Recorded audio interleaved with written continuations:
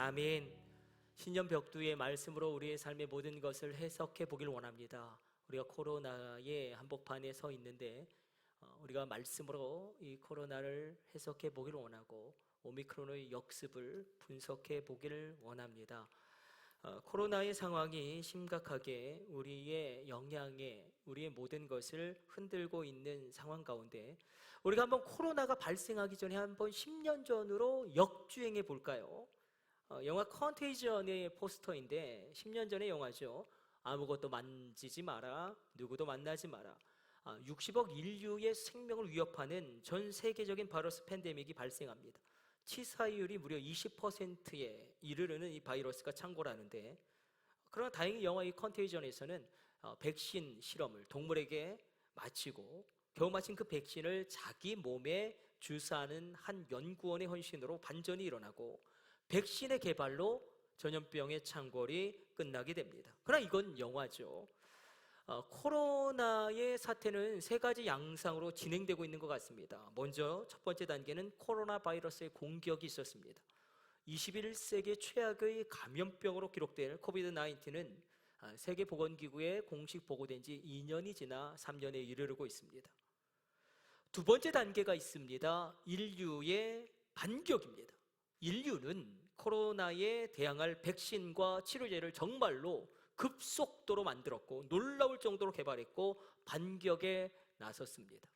코로나가 잡힐 듯이 보였지만, 그러나 세 번째 단계는 전혀 우리의 양상과 다르게 진행되고 있죠. 바로 코로나 바이러스의 역습입니다. 이 오미크론의 역습입니다. 영화 컨테이전의 결말과 다르게 우리가 살고 있는 이 현실 앞에서 이 코로나 바이러스는 백신과 치료제의 개발에도 불구하고 백신 접종률이 높아짐에도 불구하고 물러날 기미가 보이지 않습니다. 코로나 바이러스는 이미 알파, 베타, 감마, 델타를 거쳐 13번째 변이인 오미크론에 이르렀습니다. 영국의 전문가 집단은 코로나 바이러스가 예측 가능한, 치료 가능한 그 엔데믹, 풍토병으로 되려면 최소 5년의 시간이 필요할 것이라고 전망했지만 더 많은 전문가들은 굉장히 회의적인 미래를 예고하고 있습니다. 그래서 이제는 코로나 종식이 아니라 이 코로나를 관리하는 것에 집중해야 된다고 조언하고 있습니다.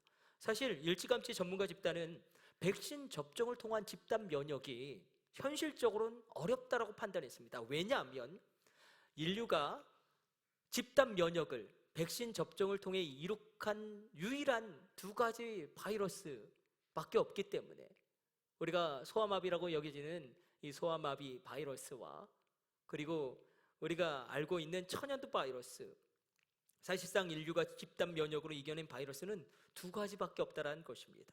근데 이 두 가지 바이러스는 공통점이 있죠. DNA 바이러스입니다. 변이가 잘 일어나지 않습니다. 반면에 이 코비드-19 바이러스는 RNA 계열 바이러스라 변이가 계속 일어납니다. 오미크론이 끝이 아니라는 것입니다. 계속 변이되어지는데, 그런데 다행히 역사를 되짚어 볼 때에 우리 가운데 놀라운 발견을 하나 하게 됩니다.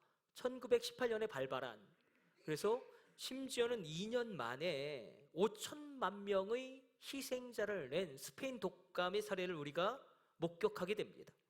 1918년에 발발했는데 갑자기 스페인 독감이 사라져버렸어요. 치사율이 3%였습니다. 엄청난 치사율이죠. 5천만 명이 희생되었는데 왜일까? 도대체 무슨 이유 때문에 그럴까? 여기서부터 우리의 설교가 시작됩니다. 물론 의학자들과 과학자들은 이렇게 분석했습니다.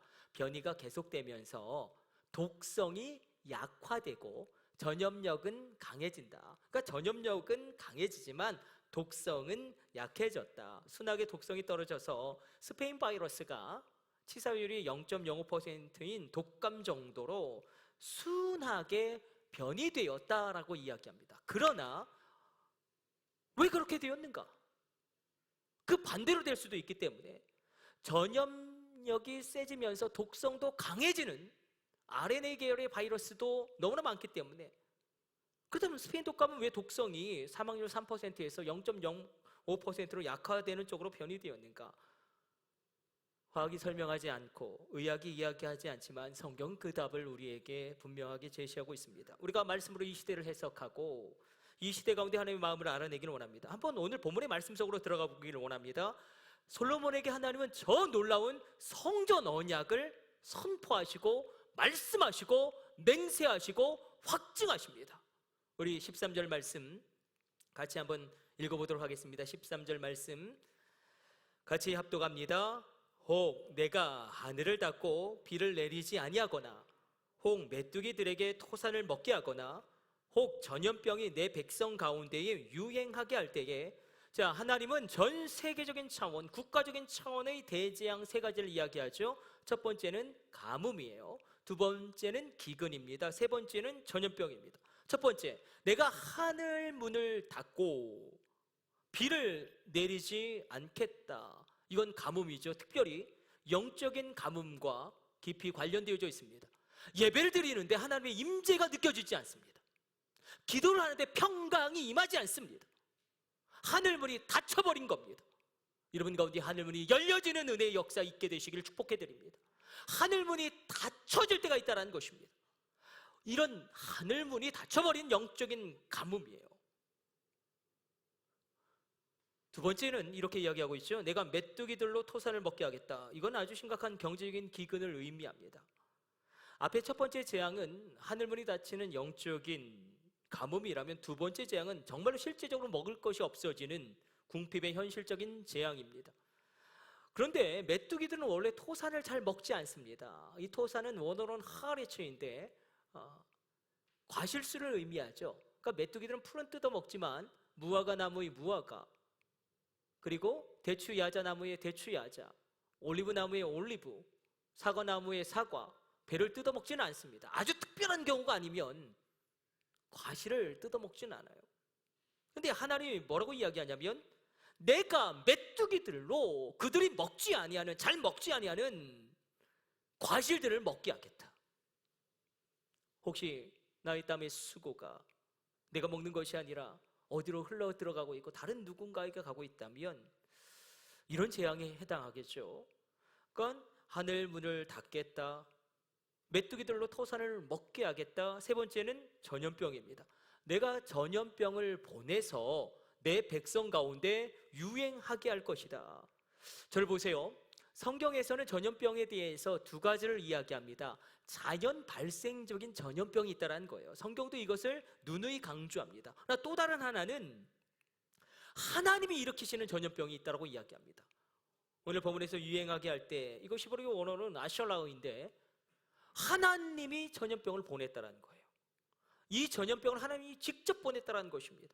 다시 말해서 자연 발생적으로 일어난 전염병도 있지만 그것이 아니라 백성들의 죄악을 징계하고 그들로 회개하게 하기 위해서 하나님이 직접 보내는 전염병도 있다. 오늘 본문은 영적인 기근과 현실의 궁핍과 전염병, 이 세 가지 재앙을 하나님이 일으키셨다고 이야기합니다. 그래서 원어로 보면 하나님인 내가, 하나님인 내가, 하나님인 내가, 이것이 무려 3번이나 반복됩니다. 하나님인 내가 예초로, 하나님인 내가 야초에, 하나님인 내가 아샬라우, 내가 그것을 일으켰다.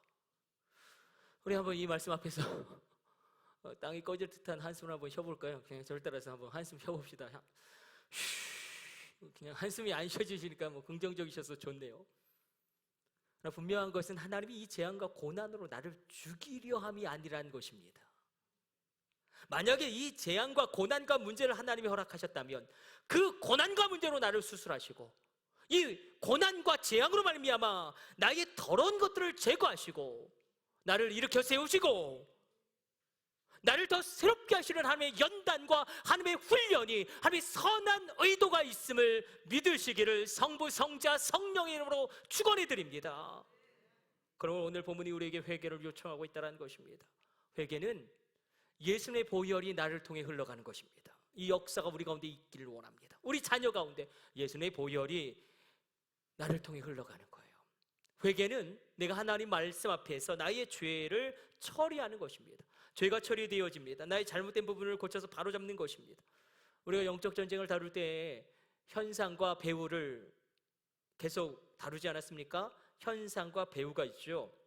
눈에 보이는 땅의 현상이 있습니다. 눈에 보이지 않는 영적인 배후가 있습니다. 자, 이 땅의 현상, 이 땅의 눈에 보이는 현실이 전염병이라면 그 배후에는 어떤 영적인 배경이 있을 때도 있다는 것입니다. 자, 에이즈라는 전염병이 있습니다. 이건 이 땅의 눈에 보이는 현상인데 그 영적인 배경에는 인간의 음란과 더러움이라는, 죄악이라는, 하나님의 순리를 영리로 바꾸는 학문성교라는 죄악이 있습니다.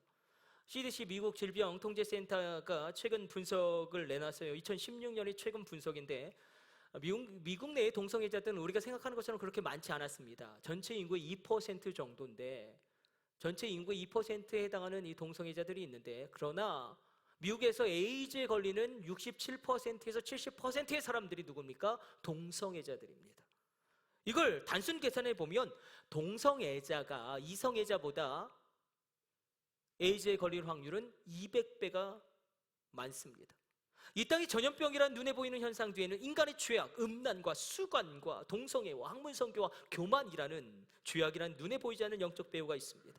영적 가뭄, 현실적인 기근, 전염병 앞에서 하나님이 요청하시는 것이 있습니다. 바로 기도입니다. 기도를 요청하세요. 그런데 이 기도의 내용, 기도의 성격은 무엇인가? 그것이 먼저 우리 앞에 규명되어져야 하겠고, 또 장소를 끄집어내십니다.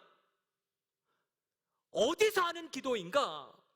그 기도의 장소가 명확하게 밝혀져야 합니다.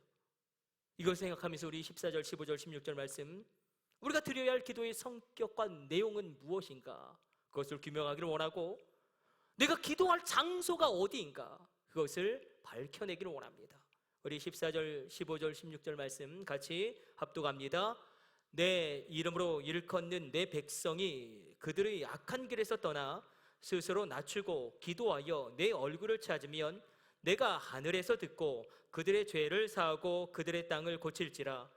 이제 이곳에 사는 기도에 내가 눈을 들고 귀를 기울이리니 이는 내가 이미 이 성전을 택하고 거룩하게 하여 내 이름을 여기에 영원히 있게 하였음이라.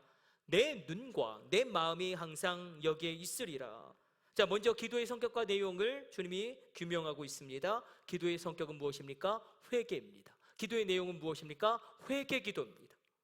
죄를 짓고 나서 회개하지 않을 때 그것이 민족적인 차원의 죄악이든 아니면 우리 가정과 가문과 지파 수준의 죄악이건 간에, 아니면 나 개인적인 영적인 영역 안에서의 그런 죄악이건 간에 그 죄를 짓고 나서 죄가 처리되어지지 않고 회개하지 않을 때에 하나님이 움직이신답니다. 그 진노의 눈금이 넘어갈 때 움직이시는데 영적인 가뭄, 현실적인 기근, 전염병으로 주의 백성들을 침으로 말미암아 이 땅을 심판하신다고 이야기합니다. 하나님 우리에게 요구하시는 기도의 내용은 회개의 기도입니다. 지금 내가 겪고 있는 신앙의 답답함이 만약에 하늘문이 닫힌 것이라면, 지금 내 삶에 일어나고 있는 땅의 현상이 기근이고 전염병이라면, 지금 내 삶에 일어난 땅의 형편은 경제적인 궁핍이고 인간관계의 갈등이고 감정의 고갈이고 자녀의 문제이고 감당할 수 없는 답답함이고 슬픈 마음이 치밀어 오르는 어두운 마음의 문제라면, 이것의 배후에 영적인 배후가 있다라고 성경은 우리에게 조심스럽게 증언하고 있습니다. 죄의 문제를 끄집어냅니다. 중요한 것은 과거의 영적인 배후가 지금 나의 땅의 상황을 결정하고 있다는 것입니다.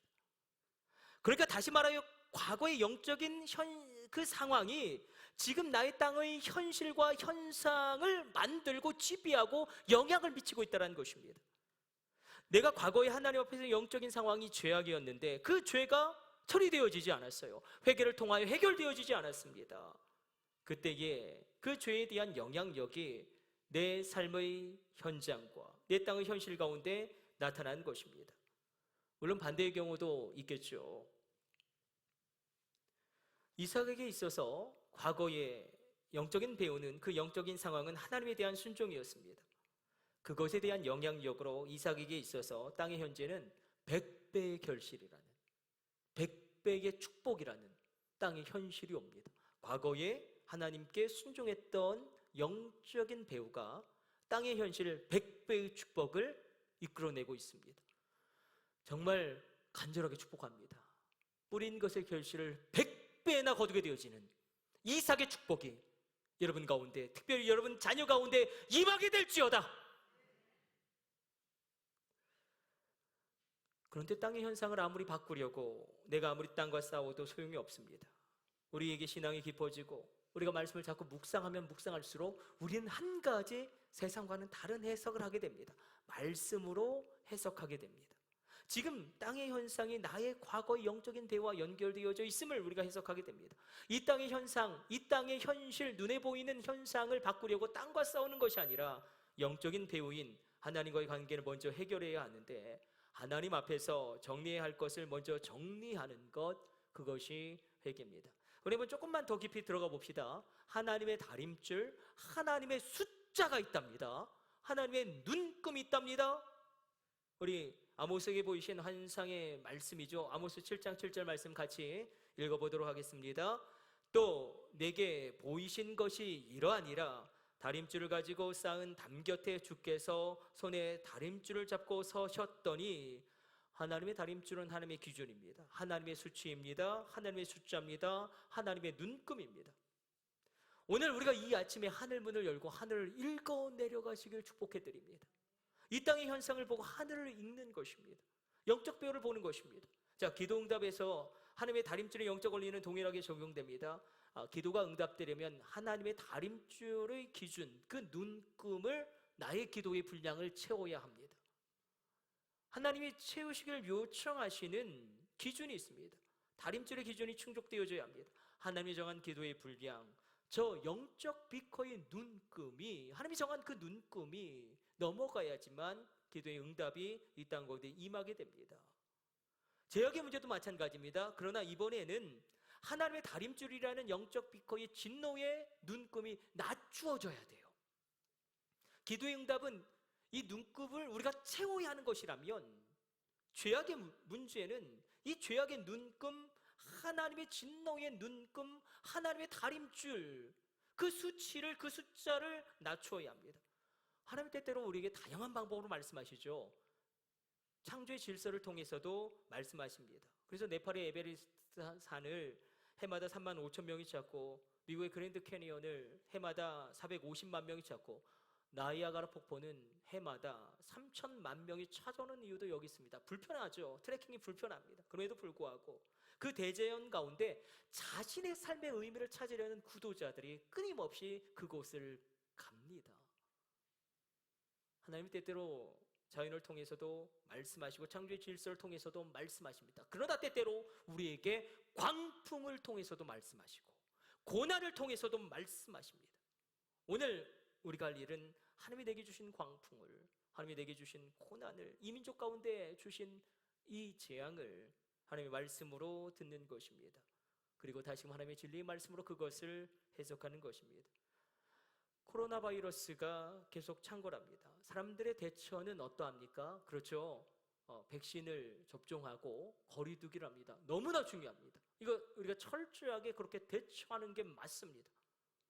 그러나 우리가 하나님의 말씀으로 거기에서 더 깊이 들어가 영적 배우를 읽어내보자라는 것입니다. 한번 말씀으로 해석해보자라는 것입니다. 여러분, 성경 전체에 전염병은 45회 언급되어지고 있습니다. 이 전염병이 오늘날에만 있었던 것이 아닙니다. 당황하지 말라라는 것입니다.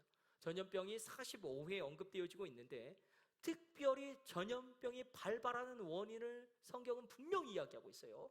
45회 언급 가운데 크게 세 가지로 전염병이 발발하는 원인을 성경이 이야기하고 있는데, 그 첫 번째는 우리가 앞서 살펴보았듯이 자연 발생적으로 그냥 발생하는 전염병이 있습니다.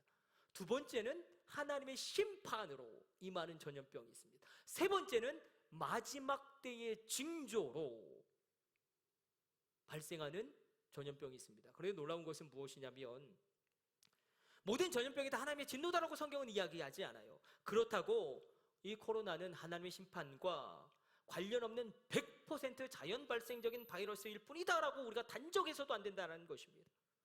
성경이 크게 이야기하는 전염병의 발발 원인 세 가지, 자연 발생적인 전염병, 하나님의 심판, 마지막 때의 징조. 우리가 집중하기를 원하는 두 번째, 왜냐하면 45회 언급된 것 중에 35회가 78%에 해당하는 전염병의 언급이 바로 하나님의 심판으로서의 전염병을 우리에게 이야기하고 있기 때문에, 압도적인 비율로 45회 가운데 35회가 하나님의 심판으로서의 전염병을 우리에게 이야기하고 있습니다. 민수기 14장 12절에서 이스라엘의 죄악에 대해 하나님 진노하시면서 이렇게 이야기하십니다. 내가 전염병으로 그들을 쳐서 멸하고 모세 너로 크고 강한 나라를 이루리라. 그때 모세가 생명을 걸고 민족의 죄악을 위하여 회개하며 중보하며 기도할 때에 놀라운 일이 일어나죠. 하나님의 진노가 하나님의 긍휼로 바뀝니다. 이게 어떻게 가능할까요? 하나님의 분노가 하나님의 은혜로 바뀝니다. 여러분, 한 사람의 기도로 하나님의 진노가 하나님의 은혜와 긍휼로 바뀔 수 있음도 믿으시길 축원해 드립니다. 사무엘하 24장 15절에 전염병의 발발 원인은 왕의 죄악 때문이었습니다. 지도자의 죄악 때문이었습니다. 다윗이 자신이 인구조사한 교만을 회개하며 기도할 그때에 그제서야 7만 명이 죽는 전염병의 재앙이 끊어지고 사무엘하 마지막 절은 이렇게 끝납니다. 그곳에서 여호와를 위하여 제단을 쌓고 번제와 화목제를 드렸더니 이에 여호와께서 그 땅을 위한 다윗의 그 기도를 들으심에 이스라엘에게 내리는 재앙이 그쳤더라. 다윗이 기도하며 나갔을 때에 재앙이 그칩니다. 에스겔 6장 11절 전염병의 발발 원인은 그럼 이번에는 백성들에게 있습니다. 이렇게 기록되고 있습니다. 오라 이스라엘 족속이 모든 가증한 악을 행함으로 마침내 칼과 기근과 전염병으로 망하게 되되 예레미야 33장 14절에서는 백성들이 순종하지 않을 때에 전염병이 심판으로 다가옵니다. 예레미야가 이렇게 선포합니다. 하나님의 말씀을 이렇게 대언합니다. 그러므로 여호와께서 이와 같이 말씀하시니라 너희가 나에게 순종하지 아니하고 각기 형제와 이웃에게 자유를 선포한 것을 너희가 실행하지 않았은즉 내가 너희를 대적하여 칼과 전염병과 기근으로 너희를 치리라. 특별히 동성애를 포함한 이 성적인 죄악, 우상 숭배에 대한 심판으로 전염병은 발발했는데 예레미야 44장 3절로 이렇게 기록되고 있습니다. 이는 그들이 자기나 너희나 너희 조상들이 알지 못하는 다른 신들에게 나아가 분향하며 섬겨서 나의 노여움을 일으킨 악행으로 말미암음이라. 우상 숭배에 대한 심판을 예레미야 44장은 계속 하나님이 전염병으로 벌한다라고 증언합니다. 여러분, 동성애는 또 얼마나 심각한 죄악입니까? 이게 얼마나 심각합니까? 우리가 선교의 역사를 보면 분명하게 보여지는 게 있어요. 동성애가 인정되어지면 그 땅 가운데 동성애가 인정되어지고 법원에서 인정되어지고 아니면 다른 곳에서 인정되어진 인정됨이 있을 때에 어떤 일이 벌어지냐면 하나님이 그 땅 가운데 부어줄 모든 부흥의 영광을 거두어 가십니다. 하나님이 그 세대 가운데 부어주실 모든 부흥의 영광을 다 거두어 가십니다. 제가 전염병에 대해서 어제 설교를 준비하면서 깜짝 놀란 것이 있습니다. 성경의 인물 가운데 선지자 가운데 가장 많이 하나님의 심판으로 전염병을 대언한 사람이 누굴까요? 누굴 것 같습니까? 예레미야예요. 눈물의 선지자, 사랑의 선지자, 이스라엘 백성을 너무나 사랑해서 눈물로 기도했던 예레미야가 가장 많이 기도했고 나라 민족을 가장 많이 사랑했던 그 선지자가 너무나 단호하고 냉엄하고 정확하게 이 전염병이 하나님의 심판이라고 대언하고 있습니다. 여러분, 우리가 이 전대미운의 코로나라는 상황 가운데 얼마나 당황하고 계십니까? 그러나 전염병은 오늘날에만 있었던 것이 아닙니다. 당황치 말고 견뎌내시기를 축복해드립니다. 당황치 말고 회개함으로 새로운 은혜를 받아 누리시게 되시기를 축복해드립니다. 그래서 우리가 해야 할 기도의 내용은 회개 기도고 기도의 성격도 회개입니다. 우리가 해야 할 기도가 참으로 많습니다. 우리가 소망을 놓고 기도해야 되고 우리 기도 제목이 참으로 많지만 그러나 우리가 하나님의 손에 도우심도 구해야 되지만 그러나 그 무엇보다 하나님 우리에게 요청하시는 기도는 회개 기도입니다. 그 회개 기도의 분량을 늘리랍니다. 그 무엇보다도 회개 기도의 시간을 늘리랍니다. 나의 죄악을 회개하랍니다. 가문과 지파와 우리 가정, 우리 전체의 죄악을 마치 느헤미야가 아버지와 할아버지의 죄악이 마치 자신의 죄악인 것처럼 여기고 그 죄를 뒤집어 쓰고 기도했던 것처럼 기도하랍니다. 또한 나라와 민족의 죄악을 회개하랍니다. 동성애의 죄악이 우리나라 가운데 얼마나 크고 중합니까? 음란의 죄악, 우상숭배, 우리만큼 우상숭배한 민족이 어디 있겠습니까? 마치 다니엘이 나라와 민족의 죄악을 자신의 죄악인 것처럼 뒤집어 쓰고 회개하며 기도하였던 것처럼 그렇게 기도의 내용을 회개로 채울 때, 기도의 분량을 회개로 늘릴 때에 놀라운 일이 일어나는데 하나님의 다림줄의 진노의 수치가 낮춰지는 것입니다. 하나님의 영적인 비커, 그 진노의 눈금이 낮아집니다. 그 진노의 눈금이 낮아지는 것만큼 코로나의 기간은 단축되어질 것입니다. 저를 보십시오. 하나님이 우리에게 기대하시는 것이 있습니다. 하나님은 세상 사람들이 기도할 것을 기대하지 않으세요. 어차피 그들은 하나님을 인정하지 않고 그들이 회개 기도할 리도 없기 때문에. 그러나 하나님은 이 하나님의 다림줄의 진노의 수치를 내리기 위해서, 그래야지만 코로나의 기간이 단축되어질 것이기 때문에 하나님의 영적 비커의 진노의 눈금을 낮추기 위해서 믿는 우리를 기대하고 있다는 것입니다. 하나님은 그 진노의 다림줄의 수치를 우리가 기도할 때 낮추실 것이고, 사랑하는 참사랑교회 성도 여러분, 우리가 하나님의 말씀을 참으로 많이 묵상하였습니다. 어차피 세상 사람들은 기도하지 않습니다. 하나님도 그들이 기도하지 않을 것을 알고 그들을 기대하지 않습니다. 그러나 예수의 보혈이 흐르고 있는 나를 하나님은 주목하고 보십니다. 그래서 예수의 보혈이 흐르는 나를 향하여 하나님은 주목하십니다. 내가 나의 죄악을 회개하고 우리 가정과 가문과 지파의 죄악을 회개하기만을, 내가 나라와 민족의 죄악을 회개하며 기도하기만을 하나님이 간절히 기대하고 있음도, 기다리고 있음도 우리가 오늘 앞에 놓인 말씀 앞에 서기를 원합니다. 믿음이 가진 우리만이 할 수 있답니다. 예수의 보혈이 흐르는 나만이 회개하며 기도할 수 있답니다. 하나님의 불꽃 같은 눈동자는 이 코로나의 재앙을 멈추기를 원하는 그 하나님의 마음은 나를 향해 집중되고 있음을 우리가 분명히 인정하기를 원합니다. 자, 오늘 보면 14절 말씀 같이 한번 합독해 보도록 하겠습니다. 14절 같이 합독합니다. 내 이름으로 일컫는 내 백성이 그들의 악한 길에서 떠나 스스로 낮추고 기도하여 내 얼굴을 찾으면 내가 하늘에서 듣고 그들의 죄를 사하고 그들의 땅을 고칠지라. 하나님이 계속 절규하시죠. 내 이름을 부르짖는 나의 백성이 기도할 때, 내 이름을 일컫는 내 백성이, 나의 이름을 부르시는 나의 백성만이 회개하며 기도할 수 있는데, 그들이 기도할 때에 악한 길에서 떠나 스스로 낮추고 기도하며 내 얼굴을 찾을 때에 그들의 땅을 내가 그들로 말미암아 고치리라.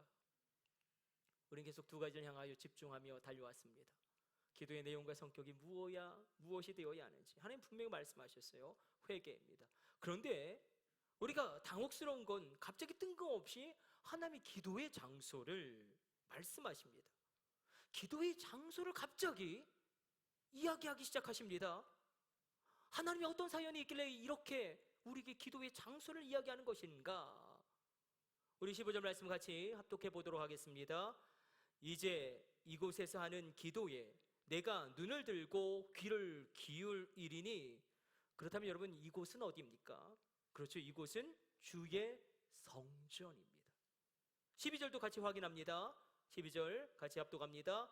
밤에 여호와께서 솔로몬에게 나타나사 그에게 이르시되 내가 이미 내 기도를 듣고 이곳을 택하여 내가 제사하는 성전을 삼았으니. 내가 이곳을 내가 제사하는 성전으로 삼았다.